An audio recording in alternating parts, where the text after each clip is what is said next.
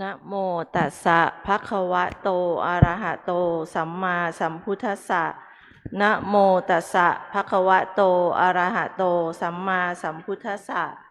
นะโมตัสสะภะคะวะโตอะระหะโตสัมมาสัมพุทธัสสะหันหน้ามาทางหลวงพ่อครับร้องมา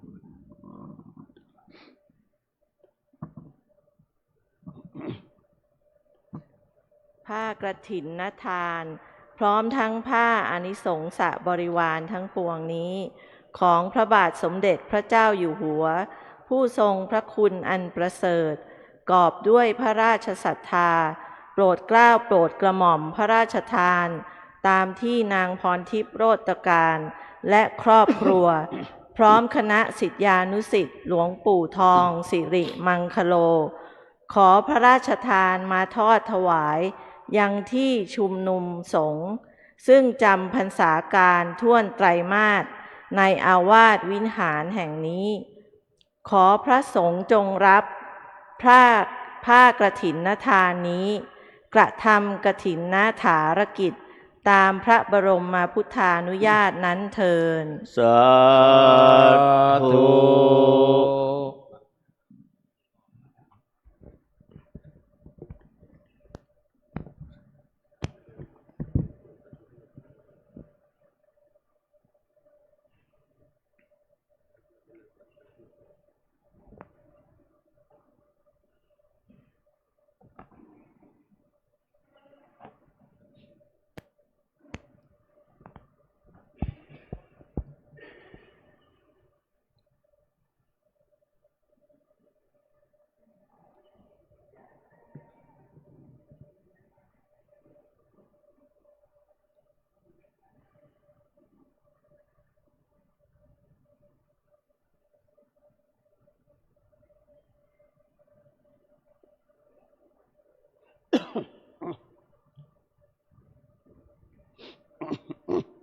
ครับเรียนเชิญทุกท่านนั่งลงได้ครับ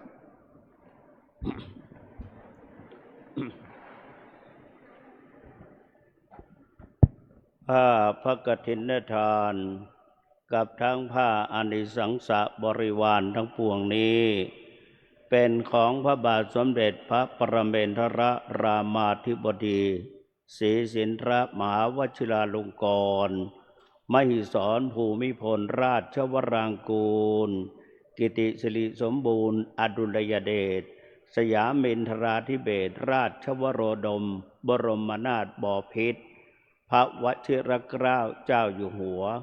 ผู้ทรงพระคุณอันประเสริฐ กอบด้วยพระราชศรัทธาทรงพระกรุณาโปรดเกล้าโปรดกระหม่อมพระราชทานให้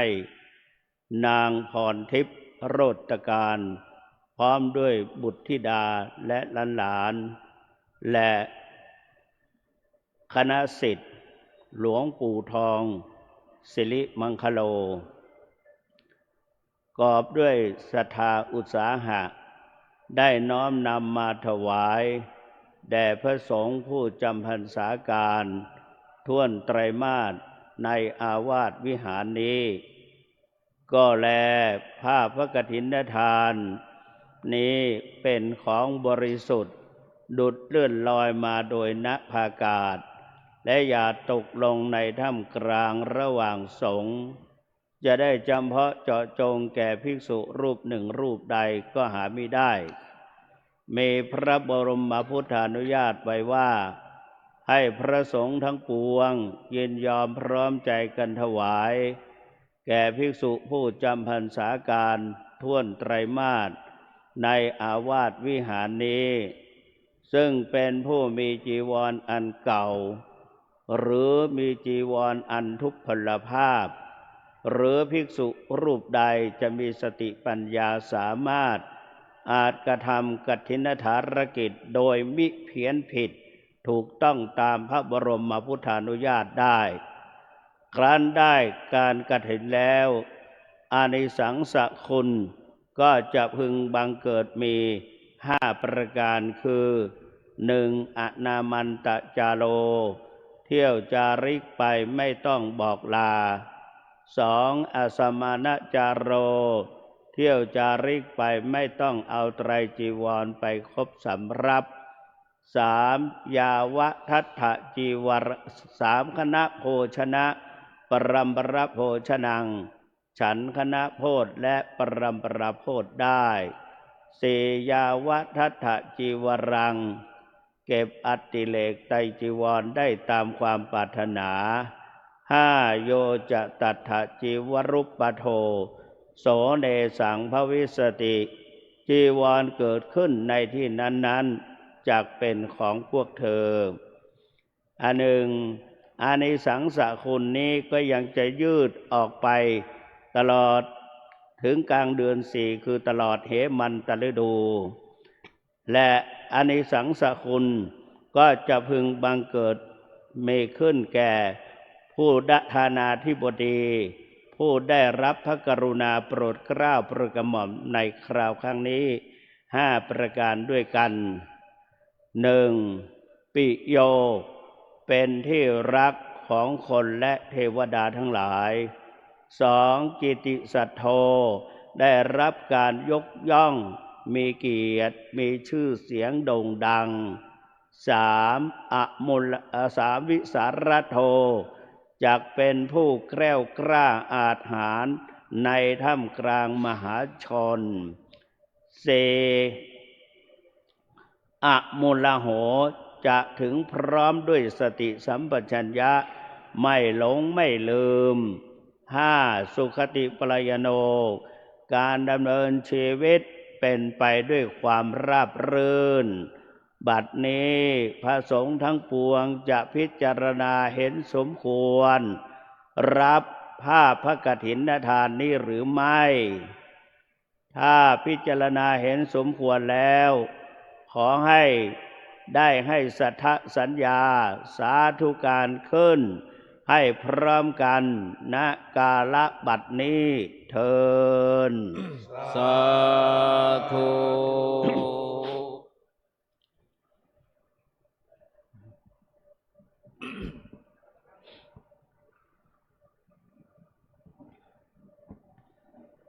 สมเด็จพระผู้มีพระภาคเจ้าทรงอนุญาตกฐินภารกิจให้เป็นของเฉพาะบุคคลสงฆ์ก็ดีคณะก็ดีจะกรานกฐินไม่ได้แต่เพราะอนุโมทนาแห่งสงฆ์และคณะและภารกิจแห่งบุคคลกฐินนั้นจึงเป็นอันสงฆ์อันคณะอันบุคคลกรานได้ก็แลผ้าพระกฐินทานนี้ย่อมสมควรแก่ภิกษุผู้มีจีวรอันเก่าหรือมีจีวรทุพพลภาพหรือภิกษุรูปใดจะมีสติปัญญาสามารถทำกฐินภารกิจให้ถูกต้องตามพระบรมพุทธานุญาตมิให้วิธีวินัยนิยมทั้งปวงเคลื่อนคลาดได้บัดนี้พระสงฆ์จะเห็นสมควรแก่พระภิกษุรูปใดจงยินยอมมอบถวายแด่ภิกษุรูปนั้นเถิด ผ้าพระกฐินทานพร้อมทั้งอานิสังสบริวารทั้งปวงนี้ข้าพเจ้าพิจารณาเห็นว่าสมควรแก่พระสุวรรณเมธีผู้เป็นเจ้าวาดในพระอารามแห่งนี้ซึ่งเป็นพระหูสูตรทรงธรรมทรงพินัยเป็นผู้ชี้แจงชักนำให้สัพพรหมจารีสงฆ์บริษัทรื่นเริงเป็นผู้ให้โอวาทานุศาสตร์แก่พระภิกษุสามเณรและคฤหัสถ์เป็นผู้ทรงกฐินมาติกาฉลาดรู้ในวินัยกรรมจะไม่ให้วินัยนิยมนั้นๆกำเริบได้และเป็นผู้มีสติปัญญาสามารถอาจกระทำกฐินภารกิจให้ต้องตามพระบรมพุทธานุญาตได้เพราะฉะนั้นข้าพเจ้าพิจารณาเห็นว่าพระสงฆ์ทั้งปวงจะยินยอมพร้อมกันถวายผ้าพระกฐินทานกับทั้งผ้าอานิสังสบริวารทั้งปวงนี้แด่พระสุวรรณเมธีหากพระภิกษุรูปใดเห็นไม่สมควรจงทักท้วงขึ้นในท่ามกลางสงฆ์ถ้าเห็นสมควรแล้วไซร้ขอได้ให้สัทธสัญญาสาธุการขึ้นพร้อมกันเถิด สาธุ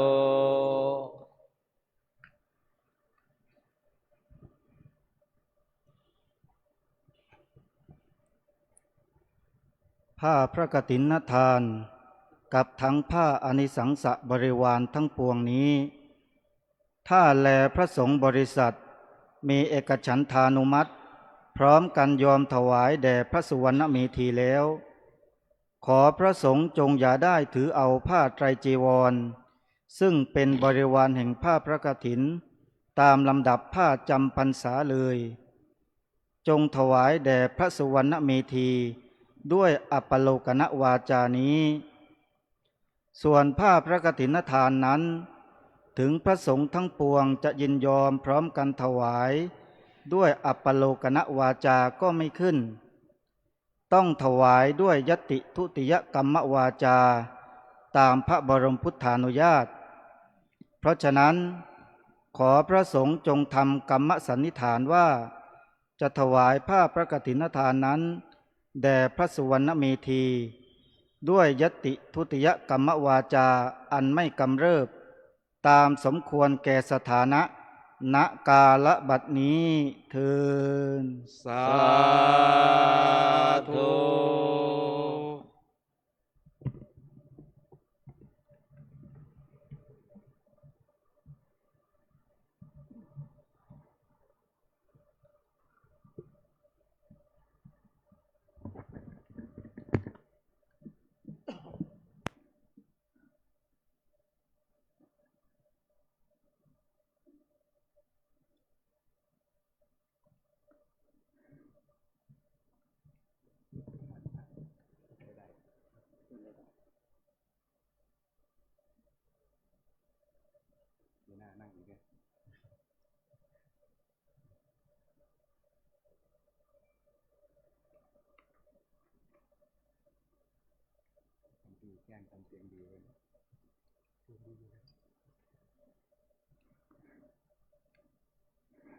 ครับในลำดับต่อไป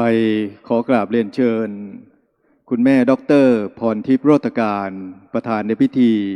ได้ถวายบริวารองค์กฐินขอกราบเรียนเชิญครับ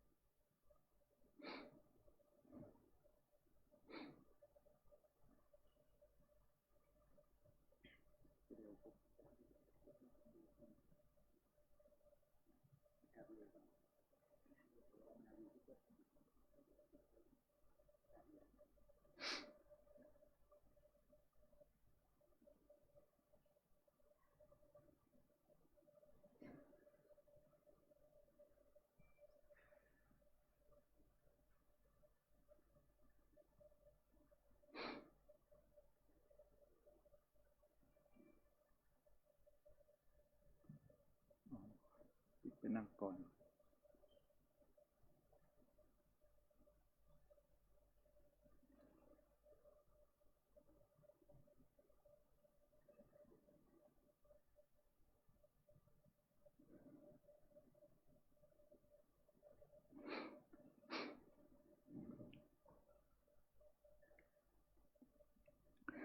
คำประกาศกล่าวนมัสการพระสุวรรณเมธีพระคุณเจ้าท่านที่เคารพอย่างสูงและเรียนผู้มีจิตศรัทธาทุกท่านในการที่พระบาทสมเด็จพระเจ้าอยู่หัวทรงพระกรุณาโปรดเกล้าโปรดกระหม่อมหินตามที่นางพรทิพย์โรจน์การและครอบครัวพร้อมด้วยคณะศิษยานุศิษย์หลวงปู่ทองสิริบังคโลขอพระราชทานมาทอดถวายยังที่ชุมนุมสงฆ์ณพระอารามแห่งนี้เพื่อเป็นการทำนุบำรุงพระพุทธศาสนาจึงขอปวารณาถวายจตุปัจจัย ถวายพระราชกุศลมีรายการดังต่อไปนี้ถวายบำรุงและบูรณะพระอาราม3,999 บาทถวายพระคุณท่านองค์ครอง 3,000 บาทถวายพระคู่สวด2 รูปรูปละ 1,500 บาทรวม 3,000 บาทถวายพระจำพรรษา103 รูปรูปละ 1,000 บาทรวม 130,000 บาทถวายสามเณร26 รูปรูปละ 1,000 บาทรวม 26,000 บาทบำรุงโรงเรียนปริยัติธรรมแผนกบาลี 10,000 บาทบำรุงโรงเรียนปริยัติธรรมแผนกธรรม 10,000 บาทบำรุงโรงเรียนปริยัติธรรมแผนกอภิธรรม 10,000 บาทให้ทุนบำรุงโรงเรียนศรีจอมทอง 10,000 บาทให้ทุนบำรุงโรงเรียนเทศบาลจอมทอง 10,000 บาทให้ทุนบำรุงวิทยาลัยการอาชีพจอมทอง 10,000 บาทให้ทุนบำรุงโรงเรียนจอมทอง 10,000 บาทค่าใช้จ่ายในการสมโภชภาคกฐิน 13,000 บาทค่าใช้จ่ายอื่นๆ 21,470 บาทรวมเป็นเงินทั้งสิ้น3,224,469 บาทจึงประกาศเพื่อพระสงฆ์ทั้งปวงอุบาสกอุบาสิกาและผู้มีจิตศรัทธาทุกท่านได้โปรดทราบและอนุโมทนาโดยทั่วกันสาธุ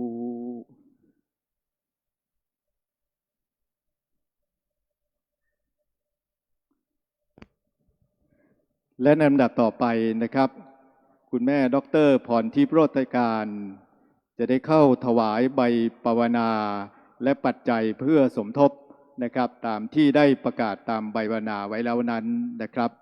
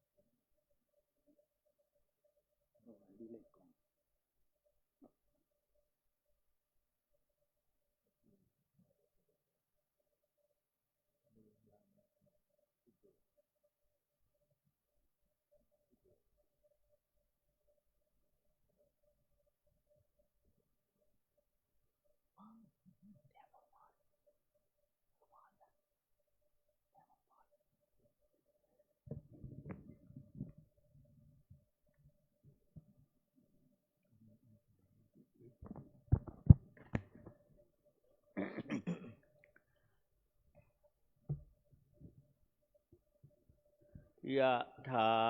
วาริวหาปุราปริปุเรนติสาครังเอวะเมวะอิโตทินังเปตานังอุปกปปติ อิชิตังปฏิตังตุมหังคิปะเมวะสมิจฉตุสัพเพปุเรนตุสังกปาจันโทปนรโสยะถามะนิโชติรโสยะถาสัพพิติโยเววัช ชั ชัน น ตุ ตุ สั สั พ พ พะ พะ โร โร โค โค วิ วิ นา นา ศ ศ ตุ ตุ มา มา เต เต ป ป วั วั ต ต วั วัน น ต ต ราร าย โย โย สุ สุ เข เข เท เท คา คา ยุ ยุ โก โก ภ ภ ว ว สั สั พ พ เพ เพ ติ ติ โย โย เว เว วั วั ช ช ชั ชั น น ตุ ตุ สั สั พ พ พะ พะ โร โร โค โค วิ วิ นา นา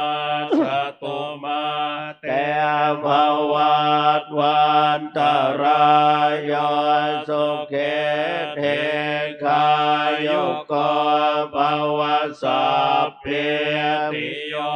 เววัชชันตุสัพพะโรโควินาศตุมาเตภวัตวันตรายโยสุเขเทคายุโกภวะอภิวาทนาสิเลสเนจังวุธาปจายโนจัตตารธรรมวัฏันติอายุวันโนสุขังภาลังอัคคิหุตตะมุขายัญญาสาวิติฉันทโสมุขังราชามุขังมนุษสานังนะเทนังสาคโรมุขังนักขัตตานังปุญญมักนักขัตตานังมุขังจันโทอาทิโจตัปปตังมุขังปุญญมากังขมานานังสังโฆเวยชะตังมุขังพนิสามะมายังคาถากาละทานัปปฏิภิกาเอตาสุนันตุสักกัจจังทายกาปุญญกามิโนติกาเลทานเตสะปัญญาวทันโยเวตมัสสราการเรนะเทนังอริเยสุชุโวเตสุตาเทโสเวปัสสันนมนาตัสสะเวปุราโหเตทักเขนาเยตาทานุโมทันเตวัยยาวัจจังกาลอนเทวานาเตนะทักเขนาโอนาเตวิปัญญาสัพพะเขโนตัสมาทะเทอะปฏิวานาเจโตยะถาเทนังมหาปลังปุญญานิปรโรกัสเมงปฏิทาโหนติปานินานติอติเลกวัสสตังเชวตุอติเลกวัสสตังเชวตุอติเลกวัสสตังเชวตุทีฆายุโกโหตุอโรโคโหตุทีฆายุโกโหตุอโรโคโหตุสุขิโตโหตุปรเมนทะมหาราชาสิทธิกิจจังสิทธิลาภังสิทธิลาโภชโยนิจจังปรเมนทะมหาราชวรสะภวตุสัพพทาขอถวายพระพรภวตุสัพพมังคารังราคันตุสัพพเทวตาสัพพพุทธานุภาเวนัสตาโสทิภวันตุเตภวตุสัพพมังคารังราคันตุสัพพเทวตาสัพพธรรมานุภาเวนัสตาโสทิภวันตุเตภวตุสัพพมังคารังราคันตุสัพพเทวตาสัพพสังฆานุภาเวนัสทาโสทิภวันตุเต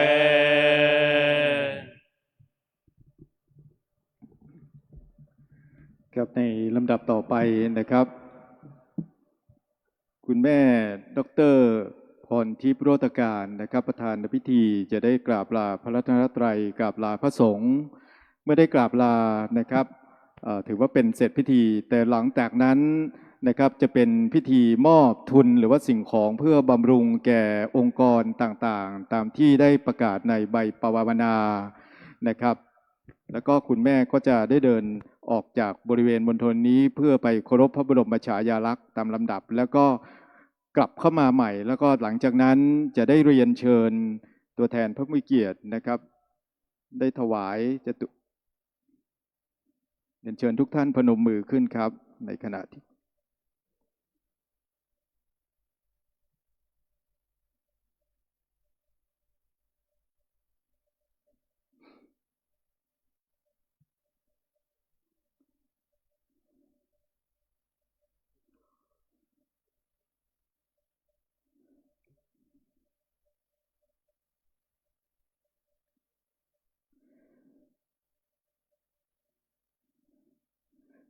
และคุณแม่ก็กำลังเดินมานะครับเพื่อที่จะได้กราบ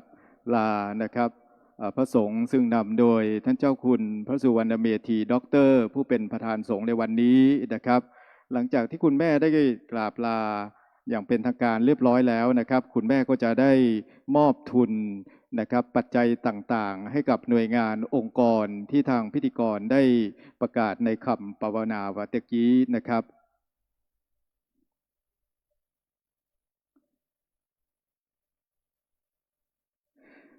ครับในลำดับแรกนี้นะครับเพื่อเป็นการบำรุงพระพุทธศาสนานะครับคุณแม่จะได้มอบถวายนะครับทุนการศึกษาแด่สำนักศาสนาศึกษาวัดพระธาตุของเรานะครับโดยที่จะได้ถวายที่ท่านเจ้าคุณพระสุวรรณเมธีด็อกเตอร์นะครับหลังจากที่ได้ถวายให้กับเจ้าวาดเสร็จเรียบร้อยแล้วนะครับทางคุณแม่จะได้มอบให้กับองค์กรหน่วยงานต่างๆอีก4หน่วยกองค์กรตามลำดับต่อไปนี้นะครับขอเชิญผู้แทนขององค์กรมารับมอบนะครับ1นะครับขอเรียนเชิญนะครับตัวแทนจากโรงเรียนจอมทองครับ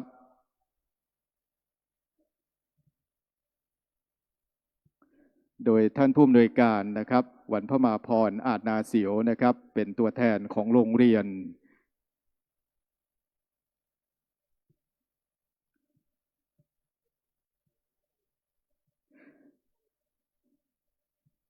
ลำดับที่2นะครับขอเรียนเชิญตัวแทนจากวิทยาลัยการอาชีพจอมทองครับ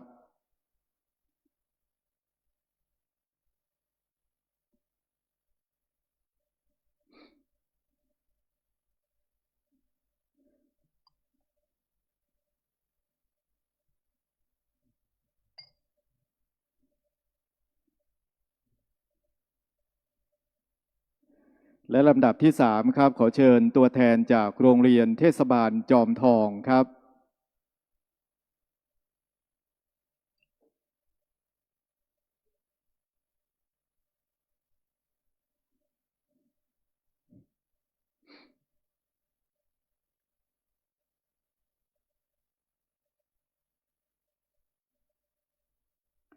และลำดับสุดท้ายนะครับขอเรียนเชิญตัวแทนจากโรงเรียนศรีจอมทองครับ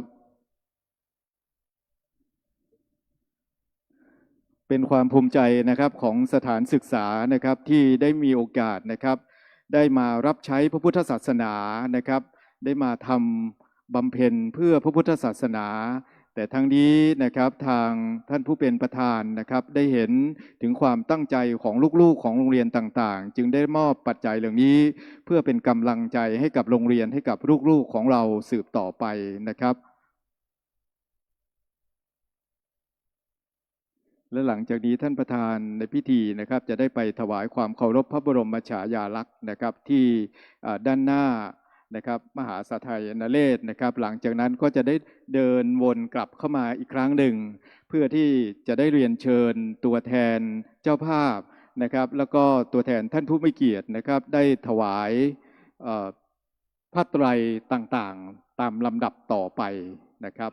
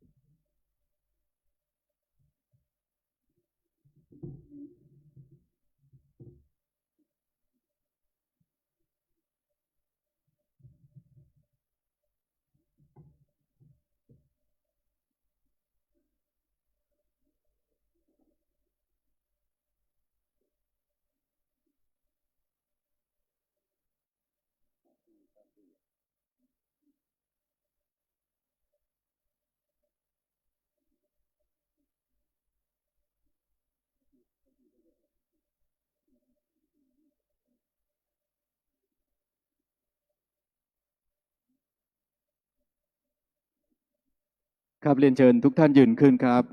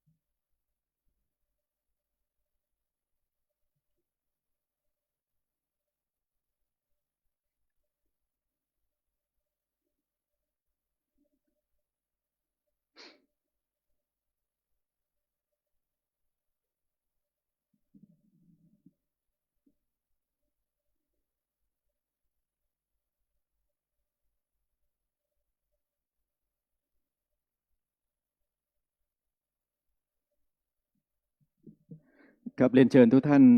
นั่งลงได้ครับในลำดับต่อไปนะครับจะขอกราบเรียนเชิญเจ้าภาพและตัวแทนท่านผู้มีเกียรตินะครับได้ถวายผ้าไตรจำนวนทั้งหมด24ท่านนะครับซึ่งเราจะได้ถวายพร้อมเพรียงกันนะครับการถวายพร้อมเพรียงจะทำให้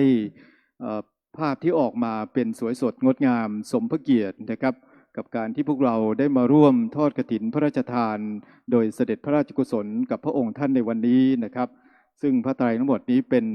บริวารขององค์กฐินทั้งหมดนะครับโดยท่านแรกนะครับจะขอกราบเรียนเชิญ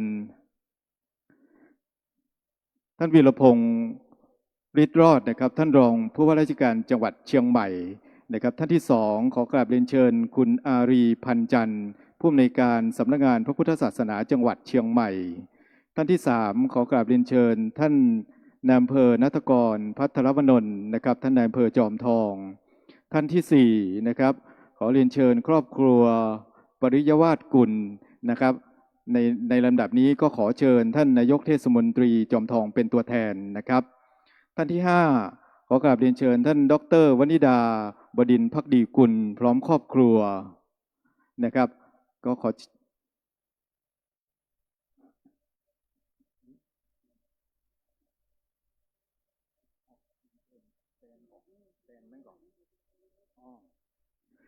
ซึ่งในลำดับนี้นะครับขอเรียนเชิญท่านสจ.ยงยุทธยาวิชัย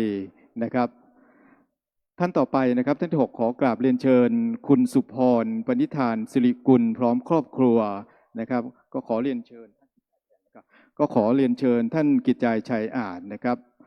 ประธานกรรมการวัดเป็นผู้แทนนะครับท่านต่อไปขอเรียนเชิญคุณสมศรีชูกิจสมบูรณ์พร้อมครอบครัวนะครับ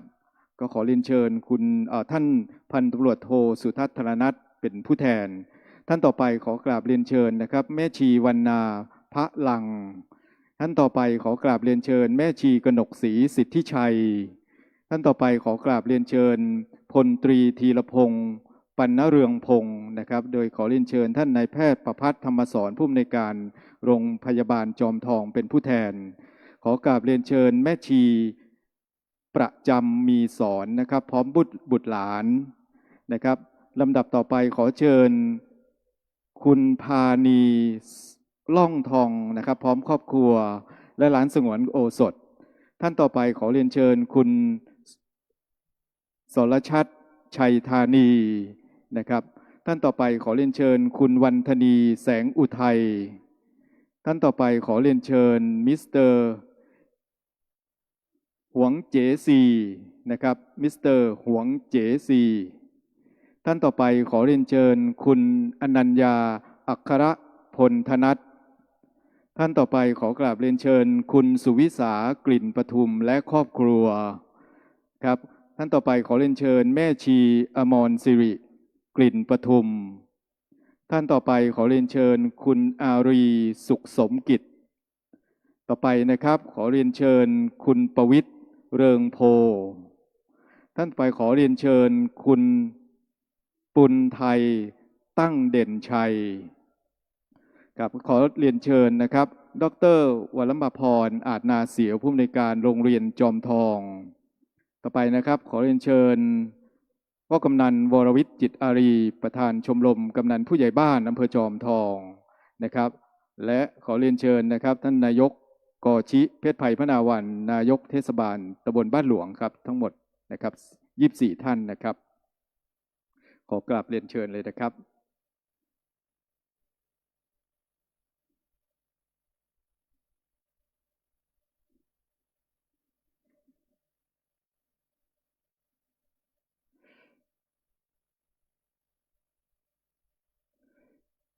ครับเรียนเชิญผู้ที่มีรายนามเลยนะครับ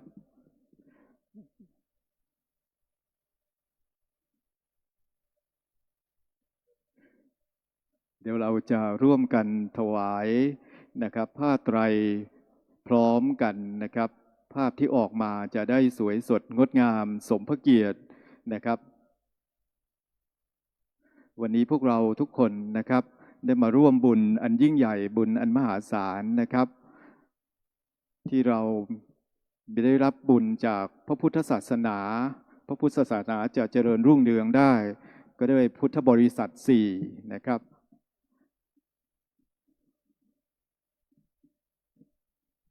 พระภิกษุภิกษุณีอุบาสกอุบาสิกานะครับ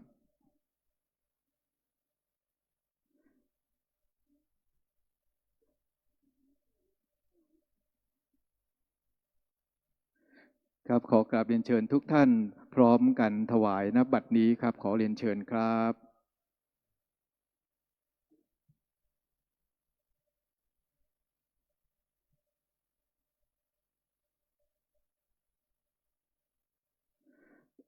ครับขอเรียนเชิญทุกท่านกลับนั่งที่เดิมก่อนนะครับ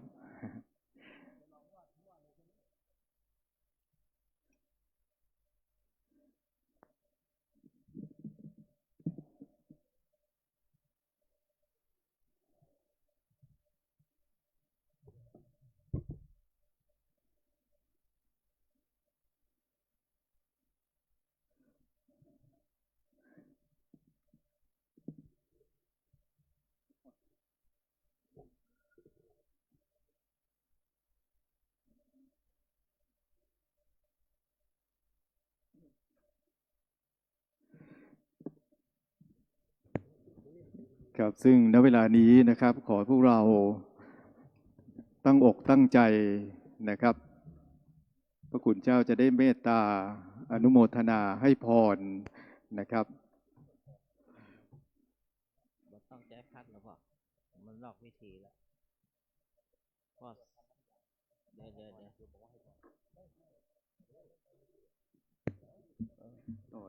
ให้พรแล้วก็เราให้พรแล้วเมื่อกี้ให้แล้วครับนี่มันบริวารครับนี่เราสวดนะครับ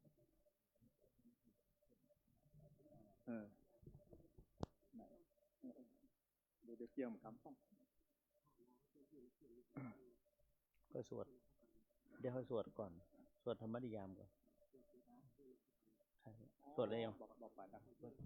ยังเพิ่นต้องจุดนี่โอ้อยู่เรียนนี่ที่นี่โอ้เพิ่นต้องจุดตัวพ่อเนี่ยเพิ่นฟัง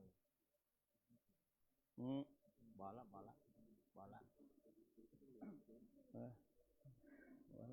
ก็เนื่องจากว่าอนุโมทนาให้พรนั้นตะกี้พระคุณเจ้าได้อนุโมทนาให้พรในช่วงแรกเป็นที่เรียบร้อยแล้วนะครับพวกเราก็ได้ร่วมอนุโมทนารับศีลรับพรไปพร้อมกันไปเรียบร้อยแล้วนะครับและในช่วงลำดับต่อไปนะครับช่วงเวลาช่วงนี้รอสักครู่หนึ่งนะครับเราจะเนื่องจากว่าช่วง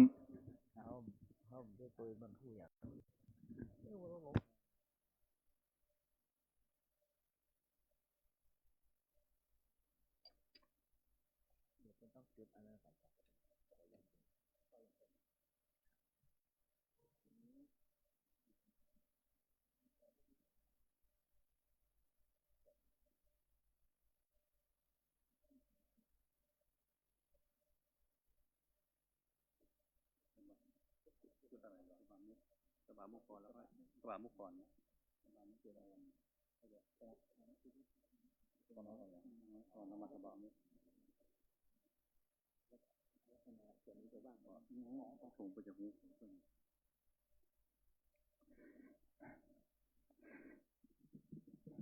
ครับท่านที่เคารพครับในวันนี้นั้นนะครับหลังจากเสร็จสิ้นพิธีถวายผ้ากฐินพระราชทานเป็นที่เรียบร้อยแล้วนะครับซึ่งวันนี้เป็นวันที่พวกเราชาวไทยทุกหมู่เหล่านะครับได้เสียใจนะครับกับการที่พระองค์ท่านสมเด็จพระนางเจ้าสิริกิติ์พระบรมราชินีนาถพระบรมราชชนนีพันเบยหลวงนะครับได้เสด็จสู่สวรรคาลัยซึ่งในวันนี้จะเป็นพิธีสวดพระพุทธมนต์โดยมีท่านรองผู้ว่าราชการจังหวัดเชียงใหม่นะครับท่านวีรพงศ์ฤทธิ์รอดมาเป็นประธานในพิธีในลำดับนี้ขอกราบเรียนเชิญท่านวีรพงศ์ฤทธิ์รอดรองผู้ว่าราชการจังหวัดประธานในพิธีจุดธูปเทียนบูชาพระรัตนตรัยครับขอกราบเรียนเชิญครับเรียนเชิญทุกท่านยืนขึ้นครับ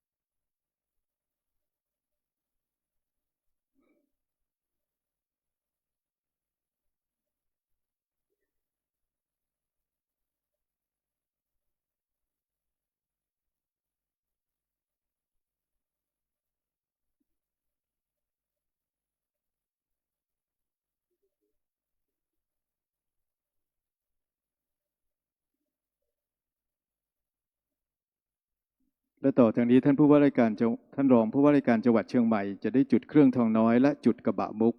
ตามลำดับต่อไป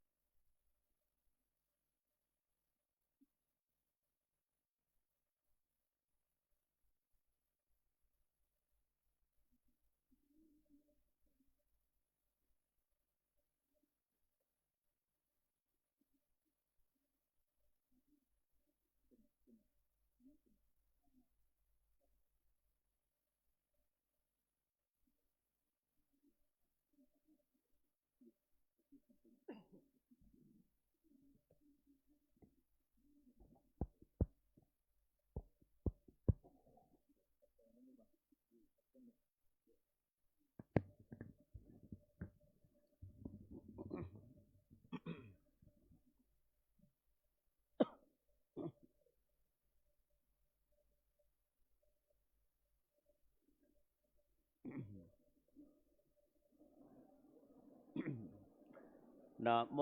ตัสสะภะคะวะโตอะอะ ระ ระ หะ หะ โต โต สั สั ม ม มา มาสัม พุ พุททธั ธัส ส สะ สะ นะ นะ โม โม ตั ตัส สสะ สะ ภะ ภะ คะ คะ วะ วะ โต โต อะ อะ ระ ระ หะ หะ โต โต สั สั ม ม มา มา สั สั ม ม พุ พุ ท ท ธั ธั ส ส สะ สะ นะ นะ โม โม ตั ตัส สสะ สะ ภะ ภะ คะ คะ วะ วะ โต โต อะ อะ ระ ระ หะ หะ โต โต สั สั ม ม มา มา สั สั ม ม พุ พุ ท ท ธั ธั ส ส สะ สะพุทธังสร ระ ณั นัง ง คัจฉา เม มิ ธัมมังสรณังคัจฉามิสังฆัง สรณะคัจฉา ชา มิ เมโดเตยามเปพุทธาสรณังคัจฉา เมโตเตยามเปธรรมังสรณังคัจฉามิโตเตยามเปสังฆังสรณังคัจฉามิตเตยามเปพุทธังสรณังคัจฉามิตเตยามเปธัมมังสรณังคัจฉามิตเตยามเปสังฆังสรณังคัจฉามิยะถาปิเสลาเวปุลานะปังอาหาจจปาปตาสมันตาอนุปาเลยายยองเนปอแทนตาจะตเตสาเอวาชลาจะมาจุจะเทวาตันเตปาเนโนขาติเยพระมเนเวเสสดเทจันดาลาบกเสนาเกณเจปริวาเจเตสาปเมวาเวมาตเตนะตาทังหาเทนาพรเมยลดานังนาปาติยานาจาเปมันตโยเทนะสักกาเจตนทันเนนวาตสมาเหปันเตโตปสสัมปัสสังอัตตมัตตโนพุทเทธรรมเมจะสังเขจะเทโลสัทธังนิเวสเยโยธรรมจาเรกายเยนวาจายาอุตเจตสาหิเทวตาปัสสะสันเตเปจะสักเกปโมทติยาสัสสะตาตถาคเตอจลาสุปเตเตตาเสลาจายาสกัลยานังอริยการตังปัสสังสิตาสังเขปัสสะโตยัสสะเทวจปตายาทัสนังอัตเลโตติตังอาหุอโมกันตัสเจเวตาตัสมาสัทธานจะเสลาจะปัสสะทังธรรมทัสนังอนุโยนเชดาเมดาเวสลังพุทธานาสสนันเตวเมสุตังเอกสมัยภควาสาวัติยังเวหรติเชตวันเนอนาตเวนเดกาสอาราเมตรตะโกภควาเบโกอามันเตเสเบขวาเตปตันเตติเตเพโกภควะโตปัจจาโสสงภควาเอตตวจาอุปาทาวาเวกเวตตาคตานังอนุปาทาวาตตาคตาเดตาวาสาธาโตธรรมาเดตตาธรรมนิยามตาสัพเพสังขาราอเนจจเตตถาคตอภิสัมโพชเตอภิสัมเมเตอภิสัมโพจิตตวาอภิสัมเมตวาอาเจกเตเดเสเตปัญญาเปเตปัตตะเปเตเววรเตเวปัจจเตอุตตาเนกโรเตสัพเพสังขาราอเนจจเตอุปาทาวาเพขเวตตาคตานังอนบ วาตาตาคตานาเดตาวาสาตาโตตามาเดตตาตามณิยามตาสาเพสังกาลาทุกขาเตตังตตาคโตอเปสัมโพจเตอเปสัมเมเตอเปสัมโพเจตวาอเปสัมเมตวาอาเจกเตเตเสเตปัญญาเปเตปาตาเปเตเววรเตเวปัจเตโอตเตกะโลเตสาเปสังกาลาทุกขาเตอุปาทาวาเภกเวตตาคตานาอนุปาทาวาตตาคตานาเดตาวาสาตาโตตัมมาเดตตาตัมมาเลยามตาสาเปตัมมาอนัตตาเตตังตตาคโตอเวสัมโพจเตอเภสัมเมเตอเภสัมโพจตวาอเภสัมเมตวาอาเจกเทเทเสเตปัญญาเปเตปาตาเปเววาราเนเวปัจเตโอตาเนกะโรเตสาเพธัมมาอนัตตาเตธัมมวาจะภะคะวาอัตตมนาเตเปโกภะคะวะโตปัสสิตังอภินันโตเตสัพเพสังขาราเนจเตยตาปัญญายาปัสสะเตอัตเนเป็นดเตโตแกเอสมัคโคเวสติยาสัพเพสังขาราโดคาเตยตาปัญญายาปัสสะเตอัตเนเป็นดเตโตแกเอสมัคโคเวสติยาสัพเพธัมมาอนัตตาเตยตาปัญญายาปัสสะเตอัตเนเป็นดเตโตแกเอสมัคโคเวสติยาอัปปกาเตมโนเสสุเยชนะปาลคามิโนอัฏฐายังอิตลาปจาเตลาเมวานุตาวเตเยจะโคสัมมาตาคาเตธัมเมธัมมาโนวาเตโนเตชนะปะละเมสันเตมาจุทายาโสตตารังกานังธัมมังเวปะหายโสกาภเวตปันติโตโอกาอโนกมากามเวเวเกยตโตระมาตตราปิรเตเมชัยยะเหตวากาเมอเกณจโนปาลิโยทัปายาตานาเจตกะเลเสปันติโตเยสังสามโพธิยังแกสุสัมมาวิตังสุภาเวตังอัตตานาปฏิเนสักเกอนุปาทายาเยละตังเอนาสวัสโตเตมันโต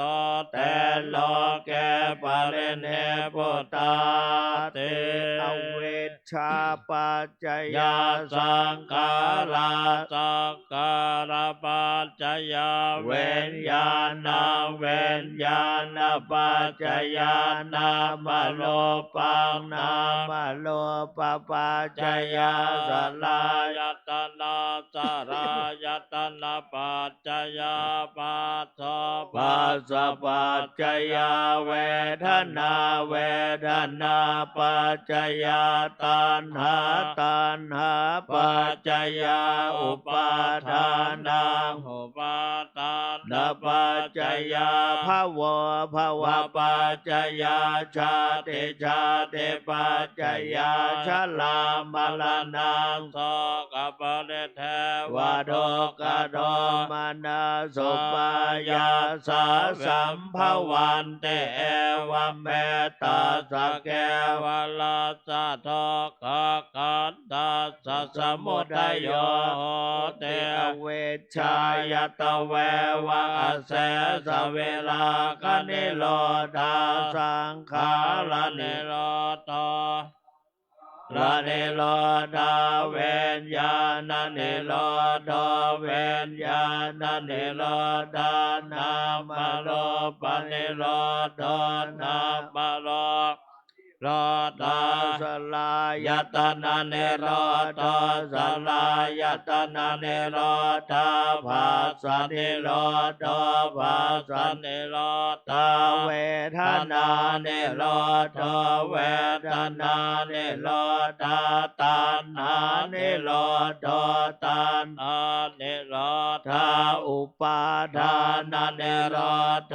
อุปาทานเนโรธาภวานิโรธภวานิโรธาชาตินิโรธชาตินิโรธาชลามรณังโสกปริเทวโตกะโตมานาสเวสาเนโรชันเทวะเมตตาสะเกวะลาสะโตกะขันตัสสะนิโรธโหติยะทาหะเวปาโตภวันเตธัมมาอาตาเปโนชายโตพระมนาสาธาสกังขาวะปยันเตสัพพายโตปัจจานาติสเหตุโตตัมมายดาเวปาโตภวันเตธัมมาตาเปโนชายโตพระมนาสาธาสกังขาวะปยันเตสัพพายโตขยังปัจจยานังอเวเทยดาเวปาโตภวันเตธัมมาอาตาเปโนชายโตพระมนาสวิทูปยังเตตเตมาลาเสนังโสรวะโอปาสยมาตะเลขันเตอติตังนานวาคมายนาปฏิกังแขอนาคตังยัตถเตตัมปะเหนันตังอาปาตัญจาอนาคตังปัจจุปันนัญจโยธัมมังตาตาตาตะเวปัสสะเตอสังหิรังอสังโกปันตังเวทามโนโปรเยอาเจวะเกจมาตาปะโกชัญญามรณังสุเวนะหิโนสังขลันเตนะมหาเสนนะมาจนาเอ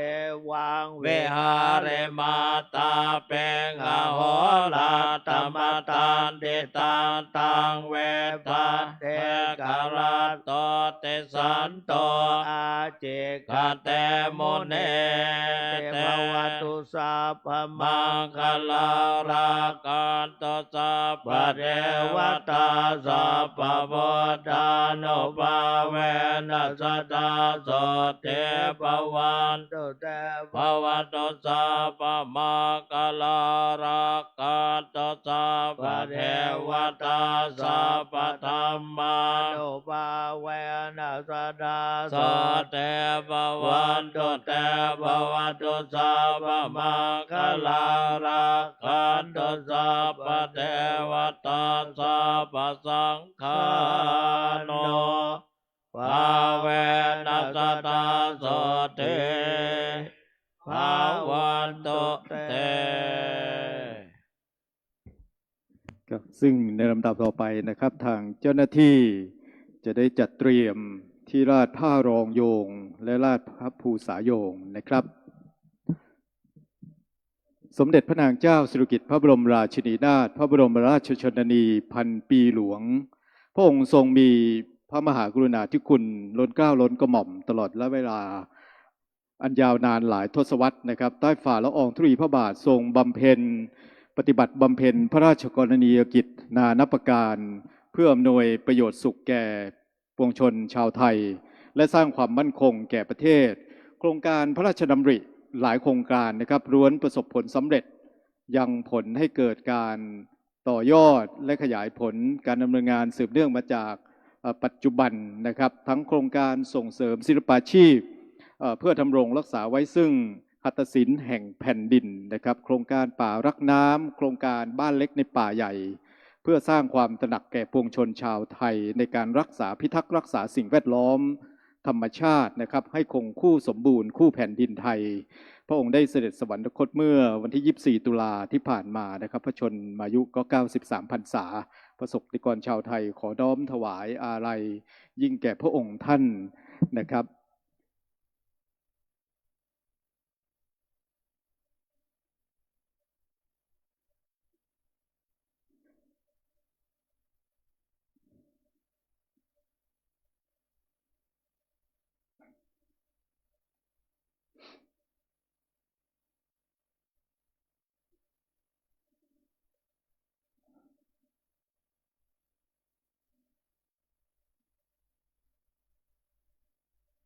โอเคเลยนะ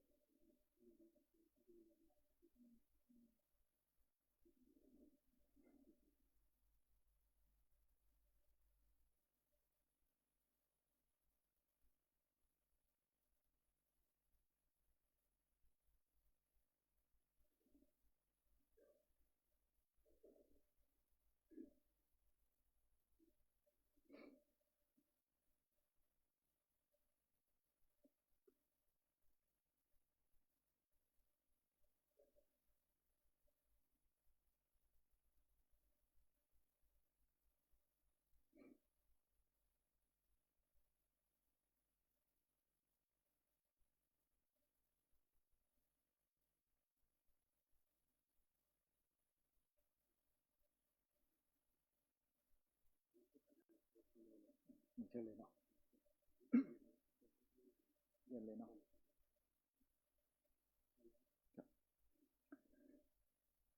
ครับในลำดับต่อไปขอการเรียนเชิญท่านวิรพงษ์ฤทธิ์รอดรองผู้ว่าราชการจังหวัดเชียงใหม่ประธานในพิธีทอดผ้าไตรบังสกุลขอกราบเรียนเชิญครับ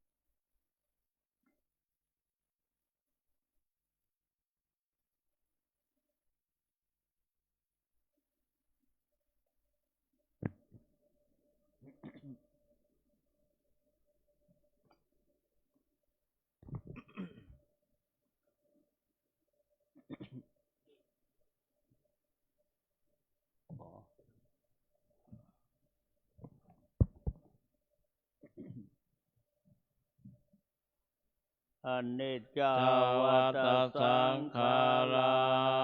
อุ อุ ปา ปา ท ท ว วย ย ธ ธ ร ร ร ร มิ มิ โน โน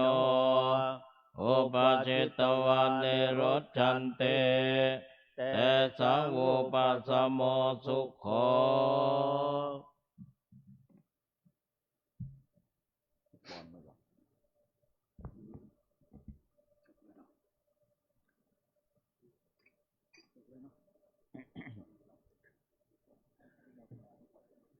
ยะถา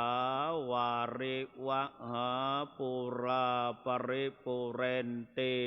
สาครัง เอวะเมวะอิโตทินังเปตานังอุปกปปติ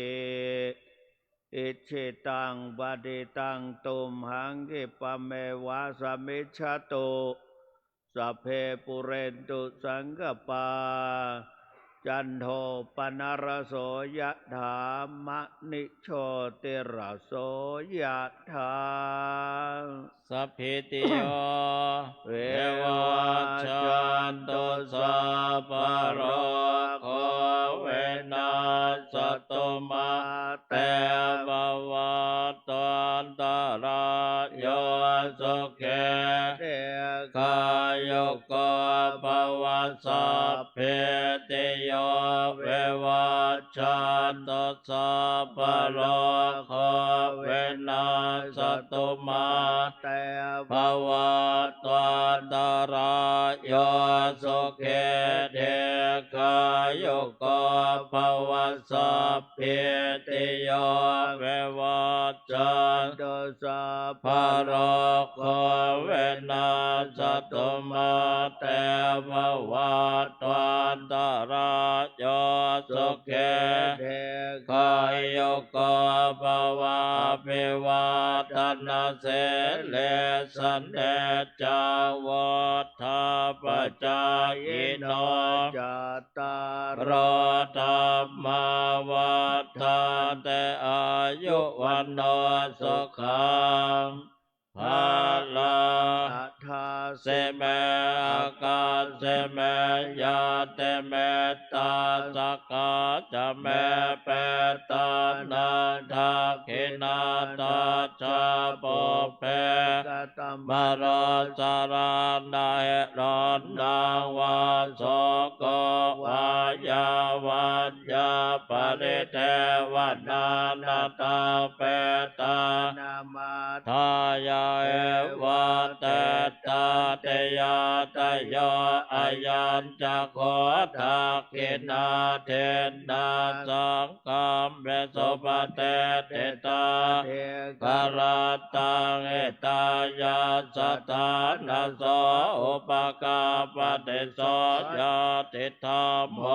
จายัง เดตาเสโตเปตาดาโบชาจักตาอุราลาภลันจะเบโก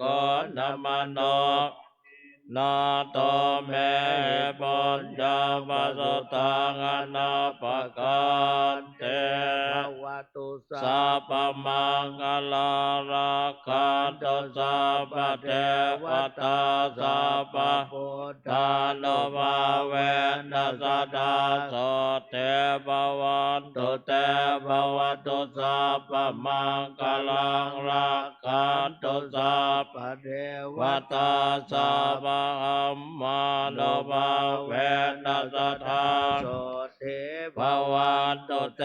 ภวตุสัพพมังคลาราคันตุสัพพเทวตาสัพพสังฆานุ ภาเวนัสตาโสเทภาวันตุเต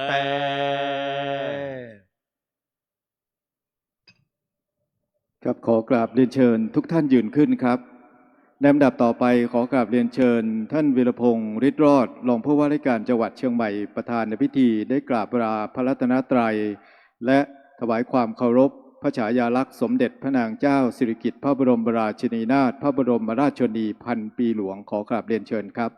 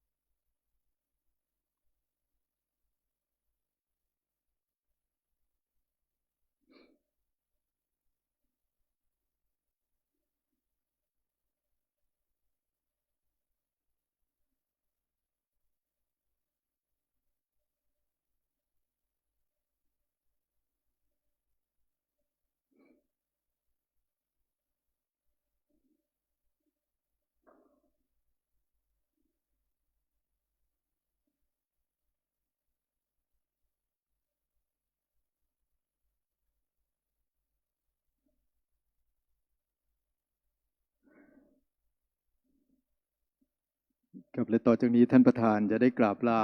นะครับประธานสงฆ์นะครับ เจ้าคุณพระสุวรรณเมธีดร.รองเจ้าคณะจังหวัดเชียงใหม่นะครับเจ้าอาวาสวัดพระธาตุสีจอมทองนะครับ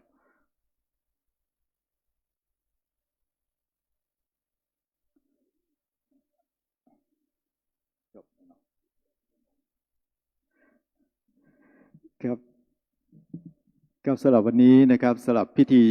ทอดถวายพระกฐินพระราชทาน และพิธีบำเพ็ญกุศลนะครับถวายแด่พระพันปีหลวงของเรานะครับก็ได้เสร็จสิ้นลงเพียงเท่านี้นะครับขอกราบขอบพระคุณทุกท่านนะครับขอกราบขอบพระคุณอนุโมทนาบุญให้กับทุกคน และหลังจากนี้นะครับก็คงจะเป็นการถ่ายภาพนะครับตามอัธยาศัยนะฮะหรือว่าจะเป็นตามองค์กรหน่วยงานต่างๆก็มาบอกพิธีกรได้นะครับ ตอนนี้ก็ถือว่าพิธีอย่างเป็นทางการของทั้งสองพิธีได้เสร็จสิ้นครับสำหรับวันนี้นะครับท่านที่จะเข้ารับของที่ระลึกนะครับที่เจ้าคุณพระศรีนะครับศิลปา